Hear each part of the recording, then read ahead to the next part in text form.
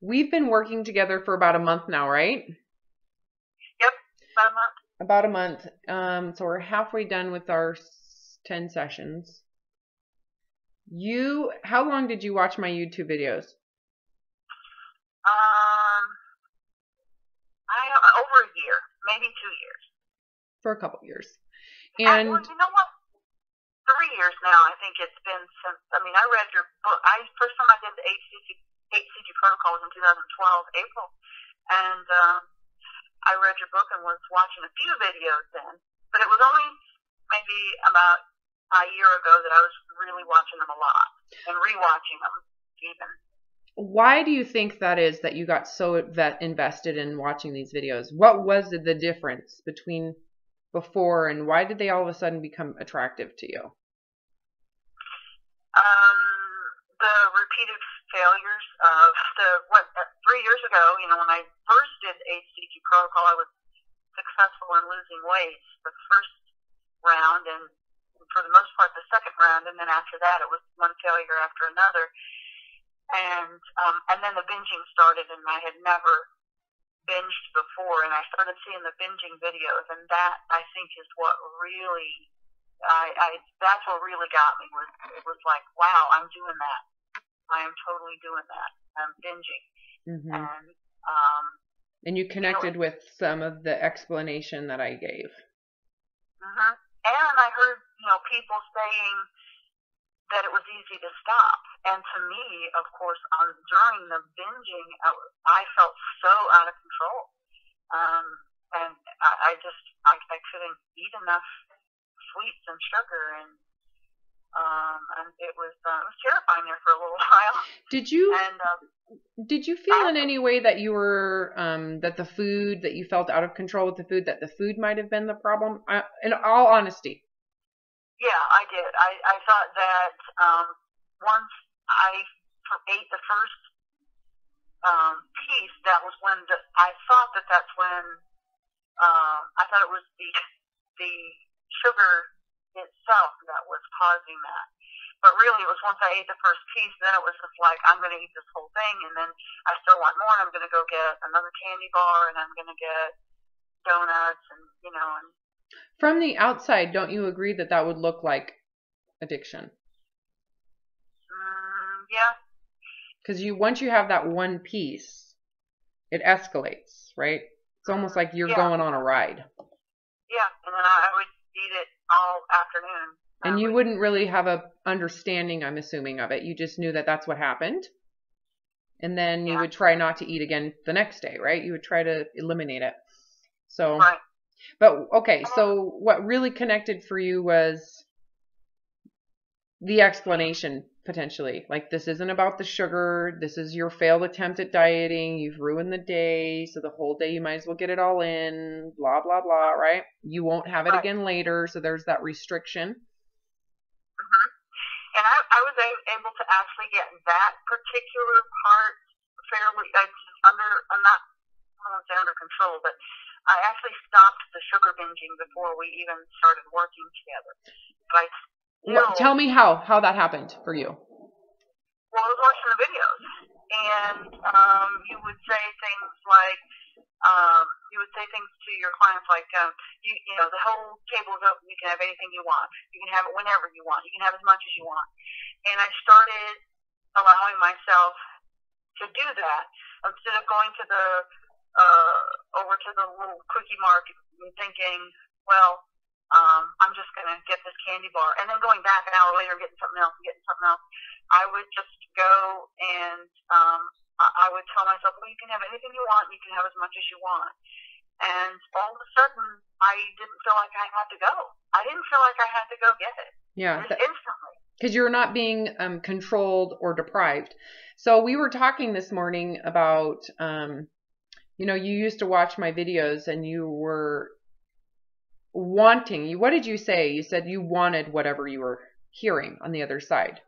I wanted what your clients were saying they were getting. I wanted that for myself. Yeah, I wanted that freedom. I wanted it to be easy, because it's all before. It's like you have to have all this willpower and you have to work at it, and there's all this effort, and that doesn't work for me, and I knew that didn't work for me. And but I kept hearing people say, this was easy, this was easy.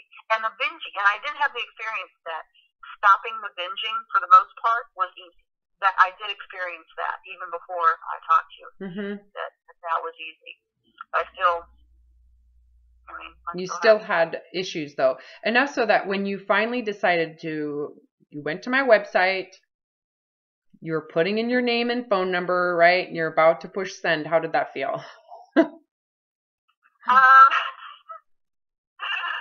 I was still.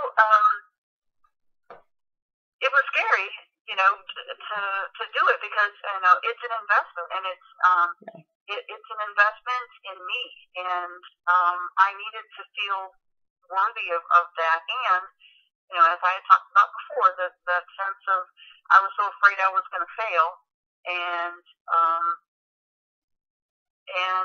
just. We had that first session, right? We scheduled it right away. I did. I scheduled it right away. That was important. That was really important. Because it was really scary, and I was like, I'm going to do this. I'm going to do this, and we had our. And I was really grateful that you were like right there. I think we had it that day or the next day. Yeah, it was quick. It was like you contacted me and we scheduled like immediately. Mm-hmm. And yeah, that was really important. And that first section, how'd that go?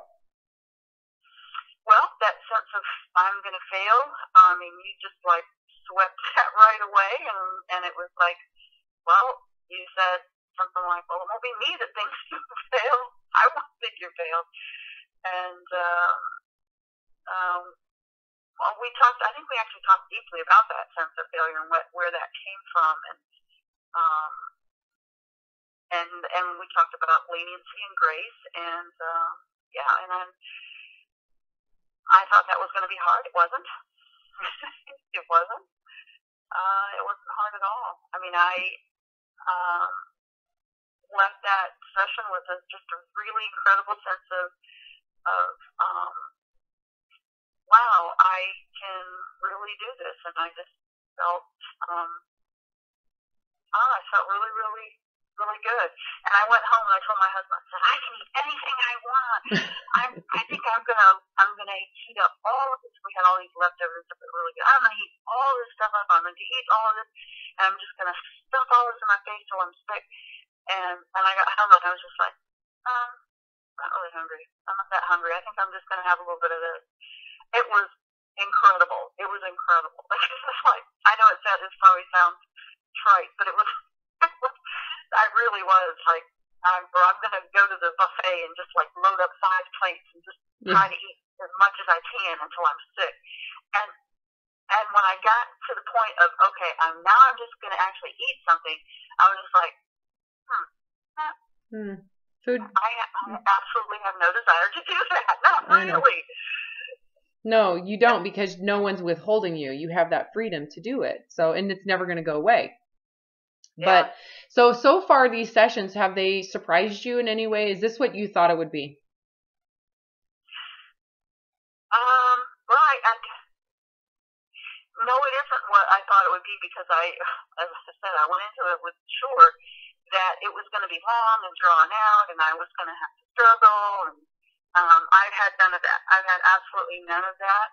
I had some just incredibly amazing revelations, and just tiny little things that have changed here, little change there, and so these little changes make big impact. Oh, huge. So they're not huge changes.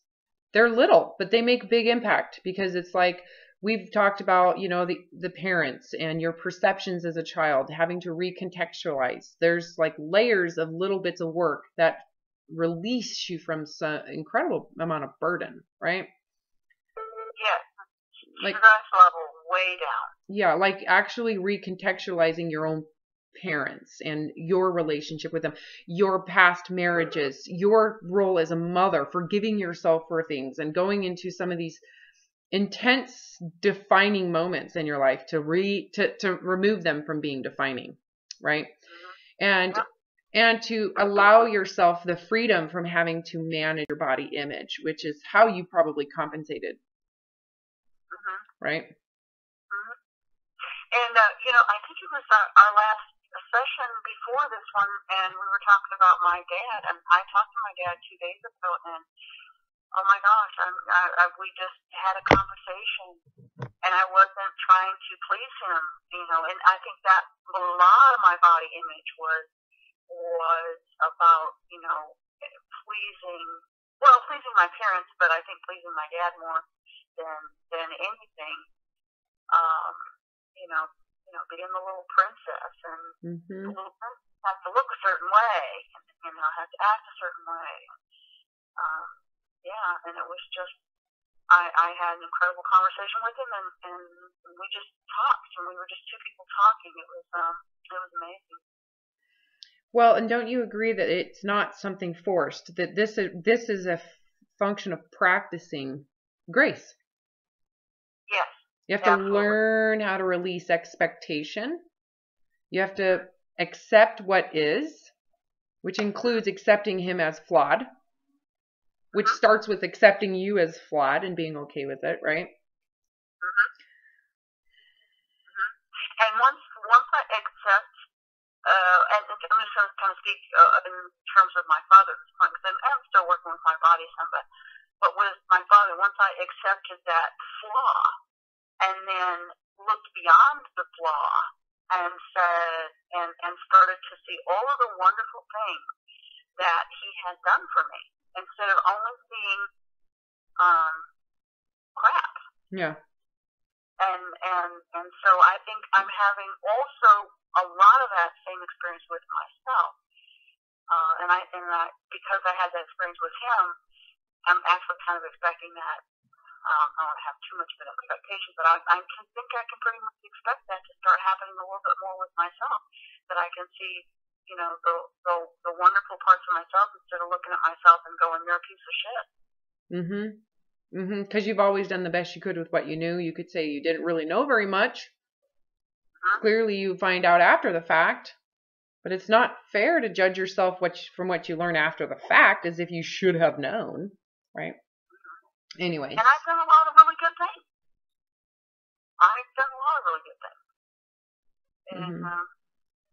So, in a nutshell, what has made the most impact, do you think, out of these sessions for you? Absolutely the grace. Just the grace. Being like, whatever is, and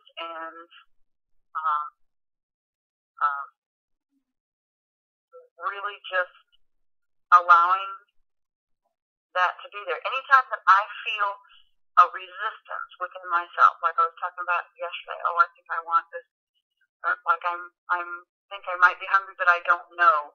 Oh, give it a try. I'm just going to have this candy and see what that's like. And that's the grace of just going, I don't know. Let me just try it out and see what happens, instead of having some kind of judgment that if I eat this, I'm bad and I'll forever be bad. That's a great example of shame, right? I'm a bad person if I eat this. I've ruined it if I eat that. I shouldn't be eating this. This is bad. I'm ruining it, right? That conversation is starting to go away. You still had it yesterday. Yep. And you caught it and you said, no, I'm not going to feel bad about this. I legitimately have a feeling or a need, right? So you had this candy, chocolate or whatever it was.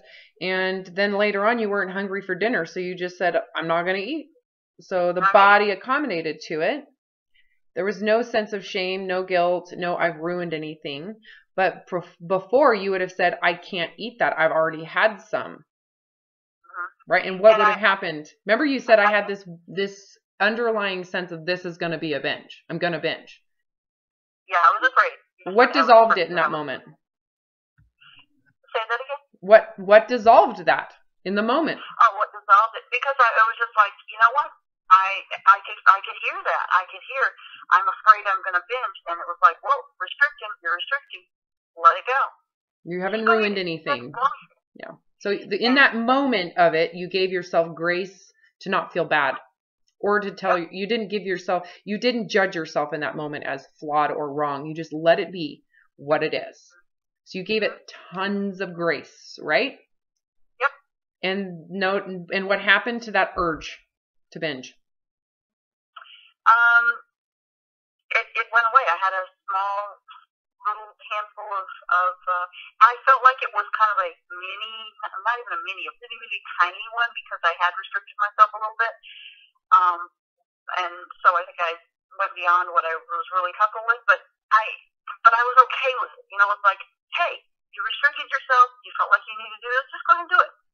And it goes away. It goes away really, really quickly. And just like it has from the very beginning, it just goes away really quickly. And that's what I talked about in the beginning of that fear of failure, because I'm going to have to constantly remind myself, and I'll forget, and it's just going to go on and on and on, and all of this drama that I had going on in my head, and it wasn't that hard. Yeah, it came up, but I saw it immediately. And in the moment, you didn't judge it. You didn't feel like a failure. You didn't feel like you're failing and you're inadequate and you're losing and you're not improving. You didn't have all of those negative feelings about it, did you? You could have, but you decided don't you agree that those moments are such an important part of this? Because those are the moments where grace is needed, where you need to learn how to do it. It's easy to give yourself lenience when there's no impulses, right? Yeah, and so instead of being afraid that these thoughts are going to keep coming up, they are going to keep coming up, and because they're going to keep coming up, I get stronger every single time in my ability to give myself grace. Every time one comes up, and it's just like, oh. You kind of melt like butter. Yeah. Yeah. And you really learn it. I'm not afraid of those thoughts coming up and having to give in to them anymore, because that is still, part of that. That's the same thing as the binging and being afraid of binging. Well, and eventually these thoughts are not going to show up anymore, especially since but they do show up. You need to know they do show up because of the body image that you still hold yourself to, right? Yes. There's still that hardship around the body that you have and accepting it. Yes, I do. And I'm actually okay with that I still have that. And see, that's the whole thing of this book. That's good. And that's okay. So many people actually feel like I'm failing because I still feel this way. No. Yeah. No, this is a process. That's what I was afraid of. That was my fear of failure, that I'm still going to have these, I'll still be bad because I'll still have these body image issues. And I do still have body image issues. But I'm like, you know what? That's okay. Yeah. I am okay. Yeah, you're working inside of it. Right? You're working within it, not outside of it. So if we were to just sit here and say, you have to get rid of this now, that's working outside of it. I can sit here on this side and say, I know that this is the route we need to go.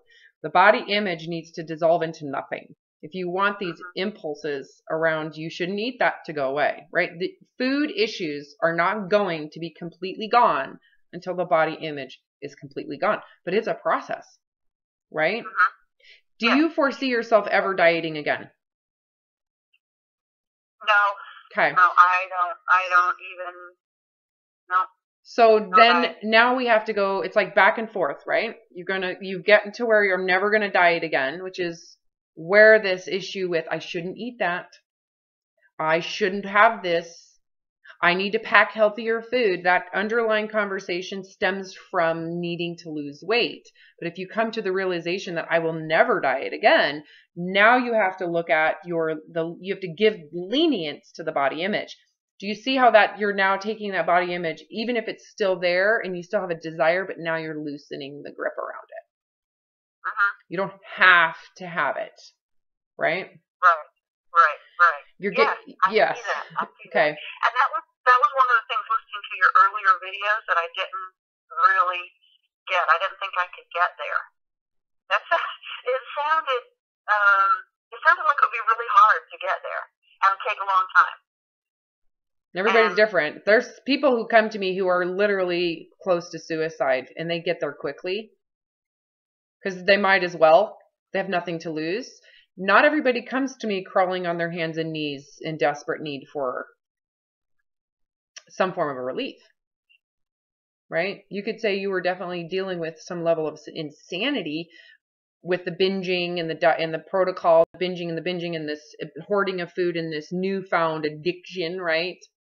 Yeah, that was scary. You're there, but so we can resolve that food issue, but it doesn't necessarily resolve the underlying reasons and pressures behind why you need to lose weight, alongside the reality of the effects that having obesity has on your body, right? Mm-hmm.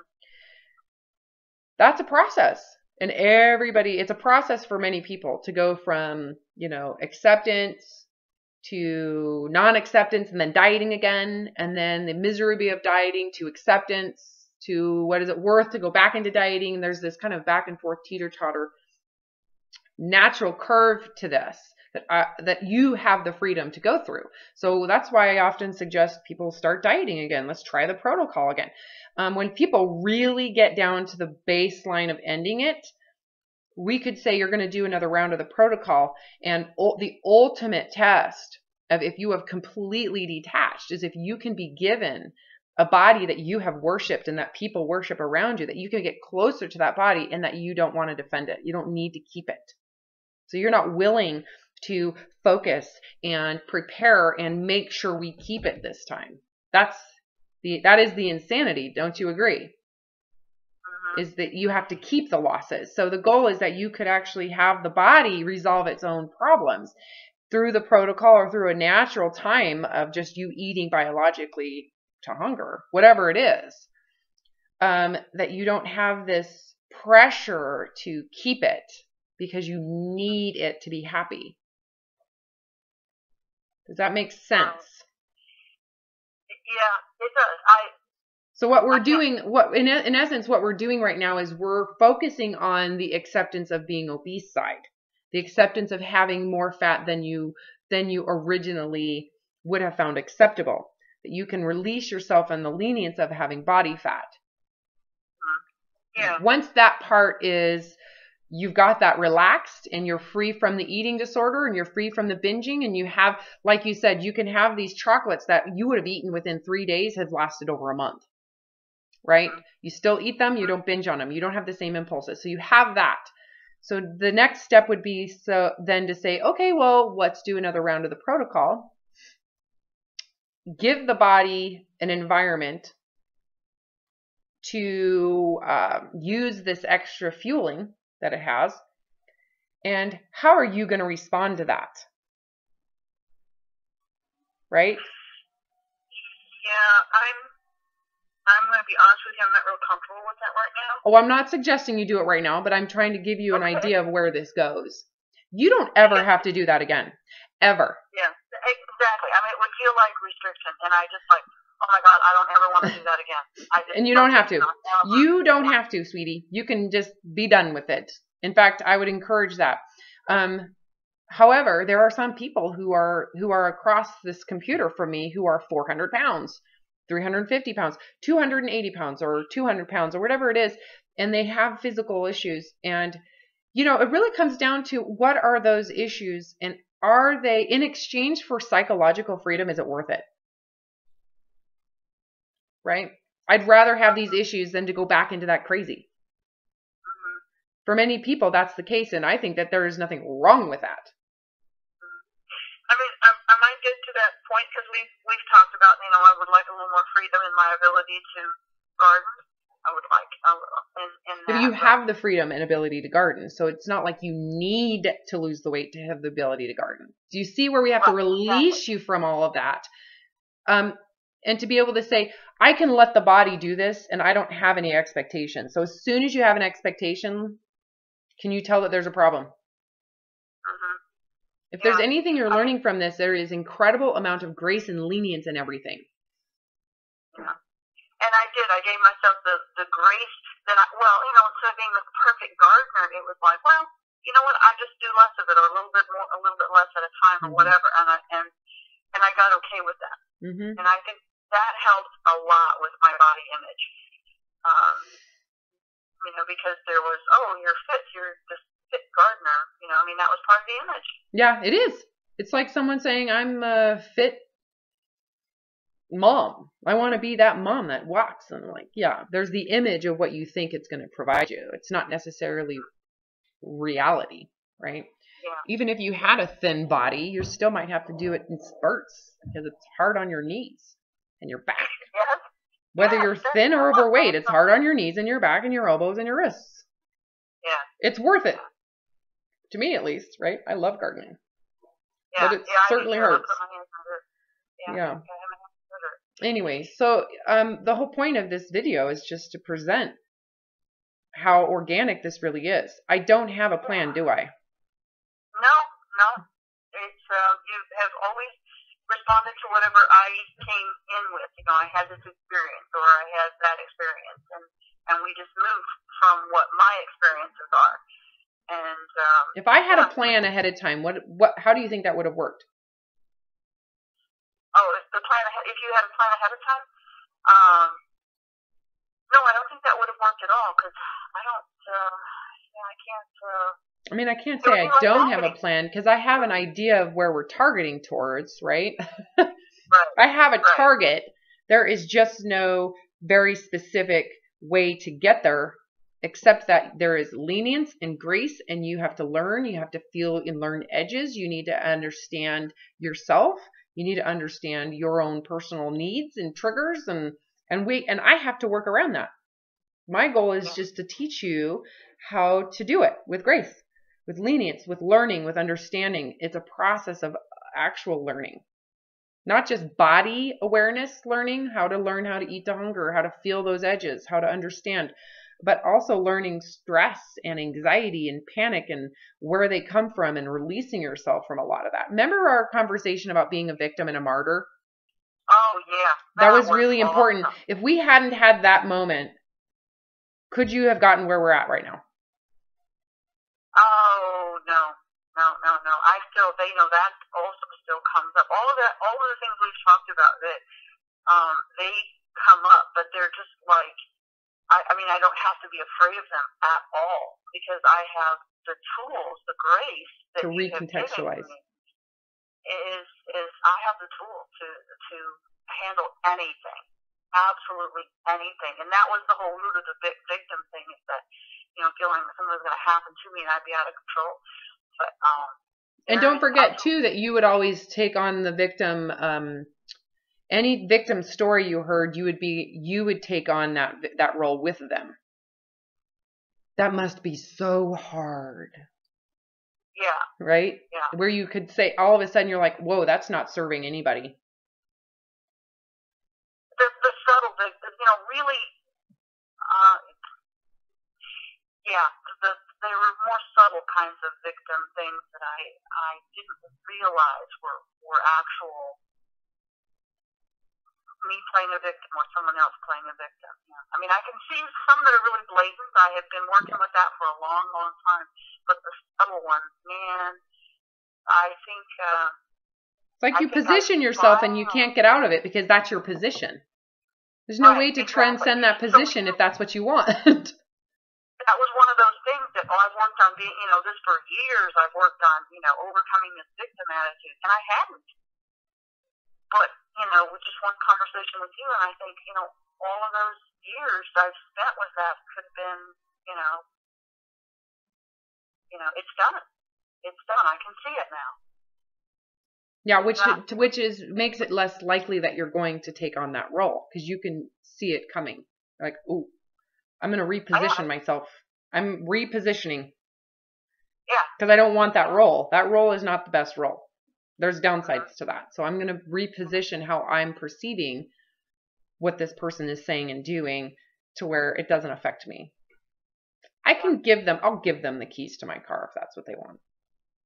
I'd rather them take my car than me be a victim of it. Yeah. Right? Yep. And I had those thoughts from time to time where, but I feel it from inside now. I actually feel it from inside rather than seeing it on the outside. Do you think that came from maybe being exposed to the benefits of not being the victim? Because you had given me some very specific circumstances where I said, here's another alternative that you might not have ever seen, right? And you felt it, you saw it, and you're like, wow, Why wouldn't I want that over what I decided? Same environment, same history, same circumstance, totally different viewpoint. That releases baggage, right? The thing I think that released it for me the strongest and the quickest was realizing that most of the victim and maybe all of them that I have about myself came from when I was really, really young, and I truly did not have the knowledge or experience or even possibly physical brain development to handle a situation that I was in, and to realize that I do today. It doesn't matter what happens to me today, I'm going to have a response. I'm not going to be frozen. I'm not going to be immobile. I'm not going to be just not know what to do and I don't know what to do. And no, that's never ever going to happen to me again, because I have tons. Not only do I have tons of experience and stuff, I have the knowledge and experience to be able to go find out an answer. Where as a child I was really dependent on someone giving me answers. Yeah, you were very paralyzed, and that paralysis went with you for quite some time. Oh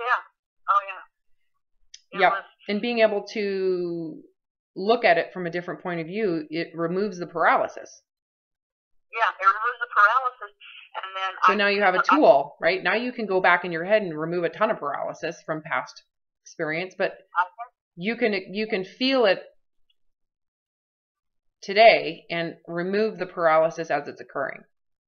Yes, exactly. As soon as I feel that little clench in my gut, oh gosh, I'm afraid. Well, wait a minute. What am I afraid of here? Oh, I think this might happen or that might happen. Well, if that happens, then I'll go do this. Or if that happens, I'll go do that. And that's awesome. I just want to say that relieving that feeling of being victimized and being, out of control in that way, and just being that little girl, it's just like it's laughable now. When I see myself do that, I'm just like, oh, come on. Yeah, but when you're in it and you're not aware of it, you're suffering to the greatest degree.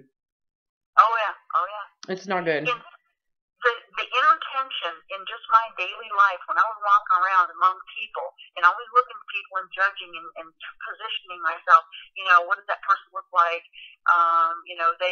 How they might hurt me, they might say something, and what do they think of you? What are they doing? Having to manage it's like you're trying to manage other people's perception of you. Yeah. What do they think of me? Oh my gosh, that's huge. What do they think of me? And letting go of that, where it's like, I don't know what they think of me. And it's none of your business. And it doesn't matter what they think of me. It totally doesn't matter. Well, it's an illusion to think that you can actually control them. That's the form. It's manipulative, right? Yeah. Like you have the power to control people's perceptions of you. That's right. And that was just that little girl trying to control and protect herself. And it's just like, I'm not there anymore. I don't need that kind of protection. And the relaxation that happens inside is amazing. It's just amazing. So here we are, midway through this first bout of sessions. Maybe the first, maybe the last. Who knows? Anywhere in between. We're midway through. And at this stage, do you feel like you'll binge? I can't imagine that I would ever get into a full-fledged binge at all. Yeah, because you've learned how to have this grace, right? That dissolves it before it even happens. Yep. Plus, you'd have to have you desperate need to lose weight, right? It can happen again. Trust me. I see people get to this stage again. And what would happen if we put you on the protocol sooner or before or whenever? If you feel the need to hold on to your weight loss, your need for dieting skyrockets, the pressure to be perfect goes up, and what happens? Binge. You got it. Yeah, I can tell you that I still feel that. I still feel a little fear of that. But it's kind of like I was just saying about the little girl. It's like all of a sudden, like yesterday, it's like, I don't know. I don't know if I'm binging here or not, but I'm not going to restrict myself. If I restrict myself, I know I'm going to binge. And you learned a ton in that one little experience, didn't you? Yep. Just having that experience within your own mind, with your own yourself, with your own lenience and grace It's now you have a visceral feeling, a sense of your own power within vulnerability, right? You're developing a sensory system within yourself, within your thoughts, the ability to use your brain. That's what you're developing. Is how your thoughts can change your impulses, how your beliefs and positioning, and how you have the power over your own reaction and your own perception. It's very freeing, because what happens is you get a sense of this and you go, holy crap, I could honestly I could handle a lot more stuff. Right? Absolutely. Like what can't be thrown at me that I can't, within my own contextualization and ability to perceive and to adjust my position in terms of how I perceive this and then how I react and respond. It's all within your own ability, inside your own thinking. Whereas before, you had no power, no control. It was constantly defensive, dealing with anxiety, panic attacks, issues, control. But it needs to be developed. This isn't something that you just follow a program and get, right? This is, it has to be individual to what, where you're at, right? It's not where I'm at, it's where you're at, and I go where you're at, and we dance with it. Right. It's very difficult, however, if there's no lenience on your expectations, right? Like if you came in and expected it to be like done, perfect, you had some ideal around what the end result would be, how would you feel about what's happened so far?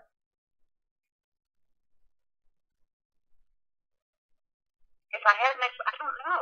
Well, how would you have felt about yesterday's impulse to binge that you didn't follow through with? I probably wouldn't be where I am right now, for sure. I would have... you would have quit. You would have felt like you failed, right? Remember the first impulse? The first, I'm afraid to fail, I'm afraid to fail, I'm going to fail, I'm going to fail. You would have totally had one little moment of overeating and then said, I suck! Yeah. Right. But the grace obsession, the grace. I mean, it's just like nothing can happen without that. And I could never, ever have gotten to this place without you. And I just want, the willingness to ask for help and be vulnerable that way is really, really important. Because I've done a whole lot of reading and self-help and inner work and meditation and all this kind of stuff. And there's that part of me that it's like, you read the book and it sounds true. And I could just do this. But I could never have done this without you. And I just want to say that to anybody that's listening, that you need that objective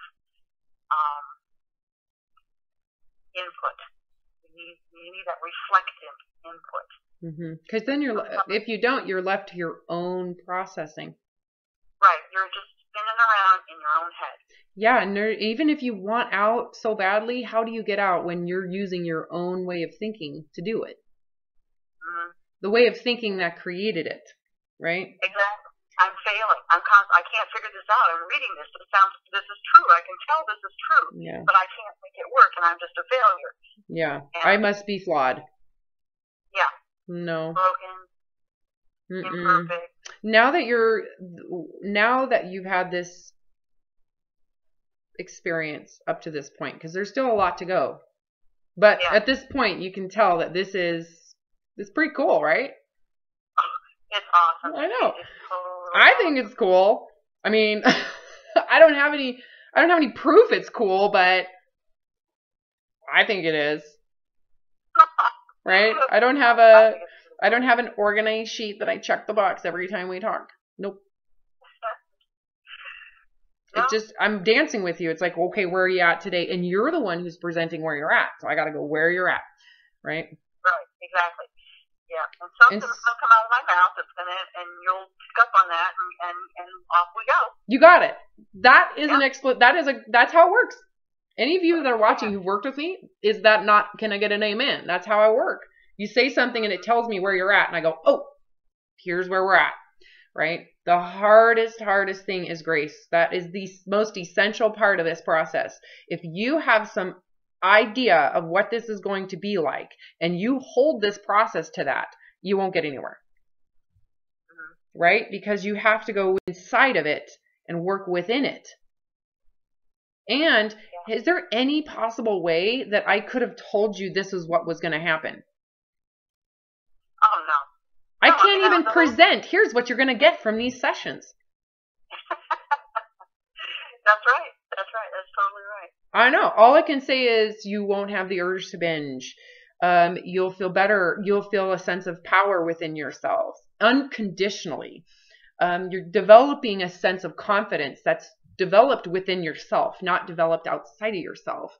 It's just this intrinsic guiding system. Right? I'm not promising more money, thin bodies, more success. No. If you were to put this in a nutshell, what have you invested in? What is this? What you've invested in with me? What is it?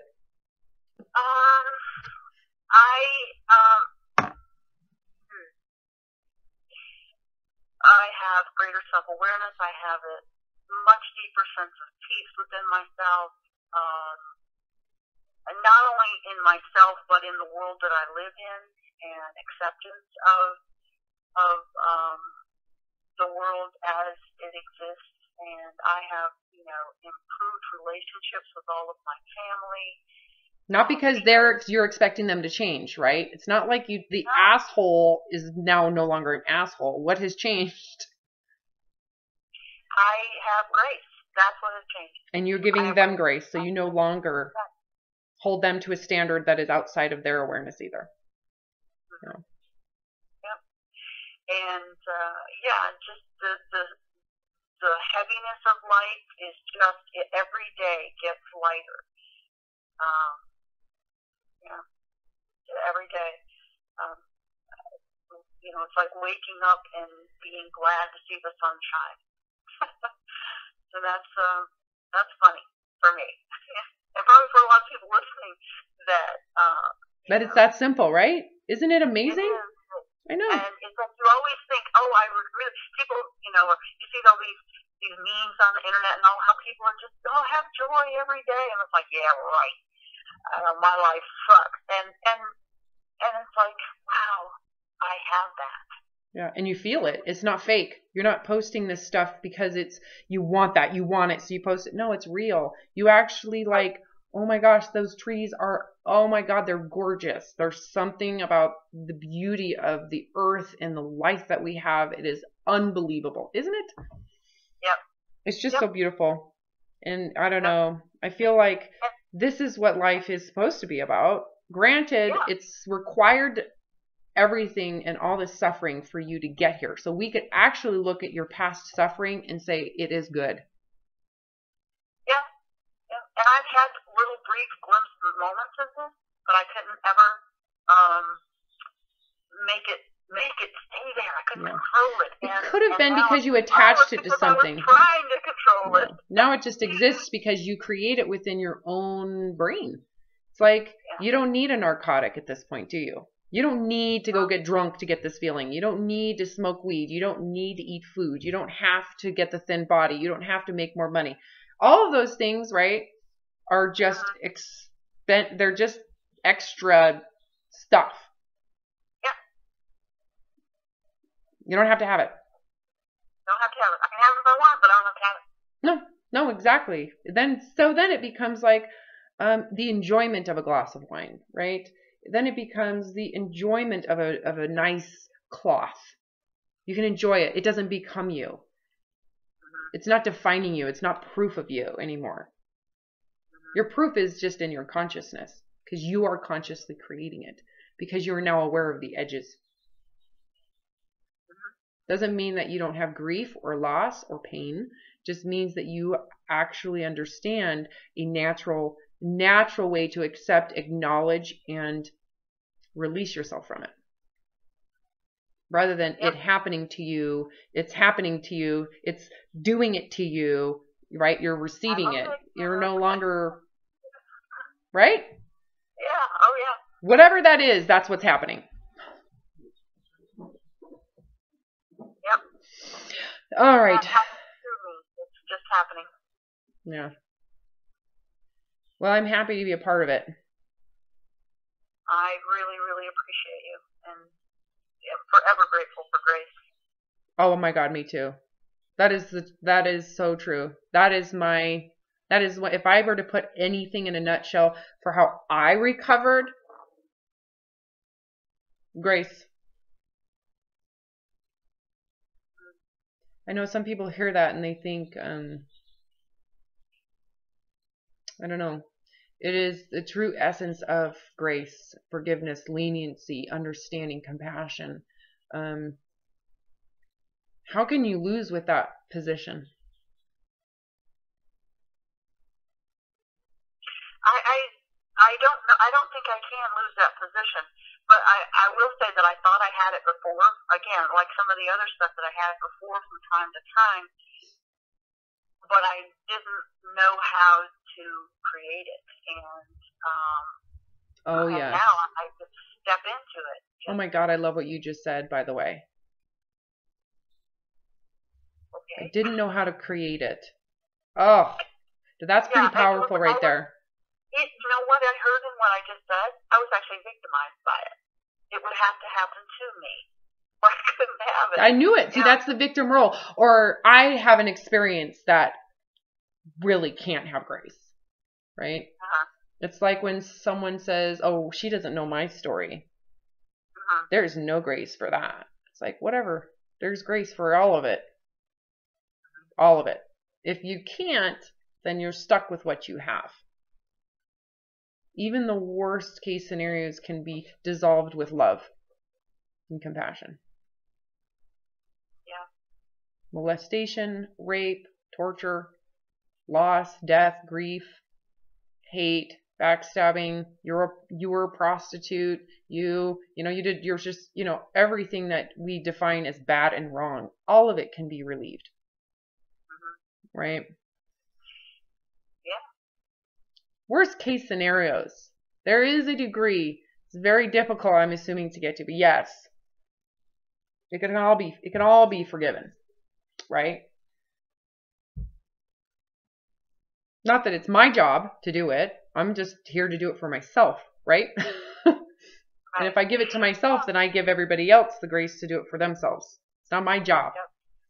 Yep. Right. And I would say your job with me has been to take me by the hand, lead me over here, and say, look, here's what it is. Here's where it is. This is what it looks like. And then I just go there. Yeah. And you say, well, here's this scenario. And I say, well, here's how I would recontextualize that scenario. Have you ever thought of it from this point of view? And you go, holy crap, I've never considered that, but it feels good to me. Wow, that feels really good. I like that point of view. It feels a lot better than the one that I had. Even if, so do I really want the one that I had? Right? Yeah. I don't want that view. It's like your father. How many reasons could you sit there and be so angry and upset at your parents? Right? Yeah. So angry and upset at your ex-husband. So angry and upset at you. Right? Yeah. If you can give yourself grace as a parent, as a mother, if you can look at your circumstance, if you can look at your parent's circumstance and recontextualize it, what happens to the panic attacks? What happens to the need to meditate?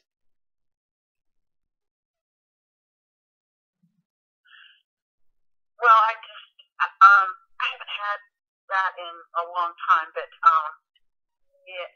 I had kind of gotten to a place where I could just step into it a little bit, but not to this degree, not to this degree at all. Mm-hmm. It's just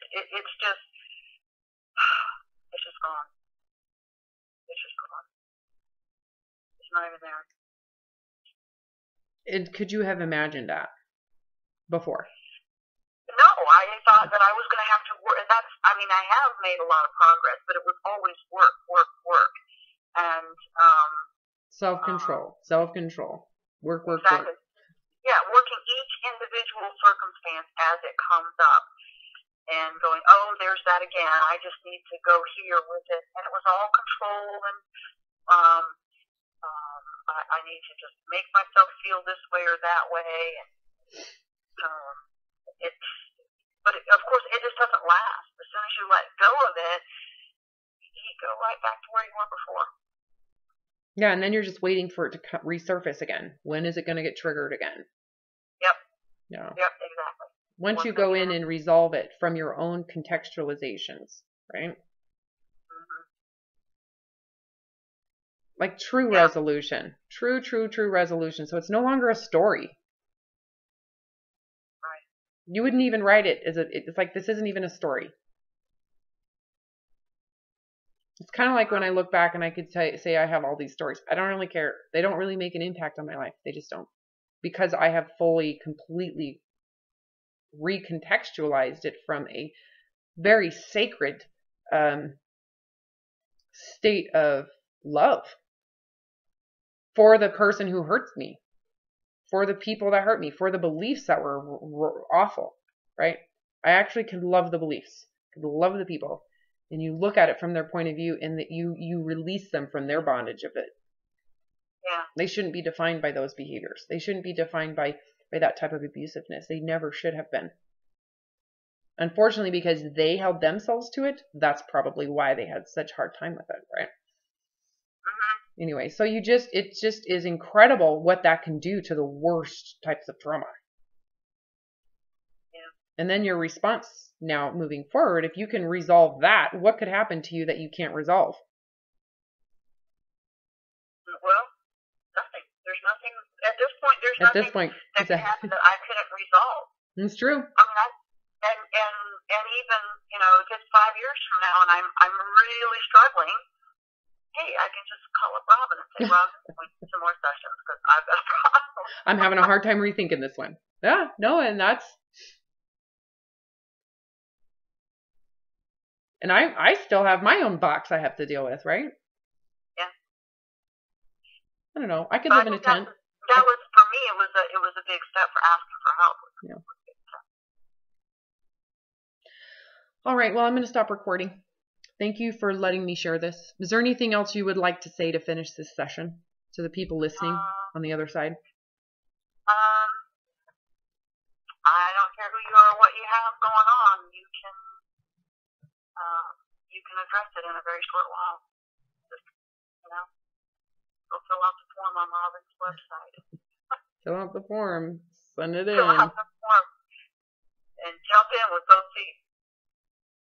Yeah. Don't you agree you have to really want to do this, though? You can't just, I don't know, people that... You have to be willing to drop every guard that you have. I mean, you have to be willing to give you a complete trust. I will say that. That is, that's vital to be able to drop any kind of guard and allow you into, I had to allow you into my life. Mm-hmm. Into your story. Mm-hmm. And then you got to be willing to hear a different story. Mm-hmm. Right? You got to be able to have someone come in there and go, oh, no. We're going to, this isn't, I'm going to give you a different one. Uh-huh. And then you got to go, I have to give up my story.